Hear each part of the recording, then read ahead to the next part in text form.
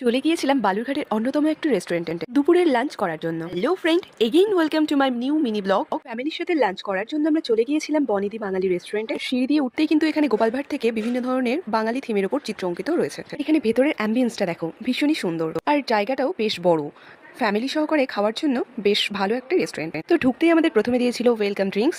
খাওয়ার পরে কিন্তু আমাদের এখানে মেন কোর্সও চলে এসেছে। এখানে আমরা 99 টাকার 3টে হাফিস থালি অর্ডার করেছিলাম, আর ছিল মটন কষা থালি। এটার প্রাইস ছিল 249 টাকা। এর পাশাপাশি আমরা আলাকাটে নিয়েছিলাম ডাব চিংড়ি, সর্ষে ইলিশের অন্যতম নতুন একটি মেনু ছিল কাটা চচ্চড়ি। আর এখানে সমস্ত খাবার দাবারই বেশ ভালো ছিল, তবে পার্সোনালি আমার ডাব চিংড়িটা একটু মিষ্টি বেশি মনে হয়েছে। এখানকার ডালটা বেশ ভালো ছিল, ঘন ডাল, সাথে ছিল লেবু, লঙ্কা, পাঁপড় ভাজা, আর ছিল করলা ভাজা, পাট ভাজা, মাছের মুড়ি ঘন্ট আর শুক্তো। আর সবশেষে ছিল চাটনি, টক দই আর রসগোল্লা। চাটনির সাথে খাওয়ার জন্য ছিল আলাদা থাল পাঁপড়। এই সবকিছু মিলিয়ে এই থালিটার প্রাইস ছিল 99 রুপিস। চাটনির সাথে পাঁপড় খেতে কার কার ভালো লাগে কমেন্টে কিন্তু অবশ্যই জানিও। খাওয়া শেষ হয়ে গেলে আমাদের কাছে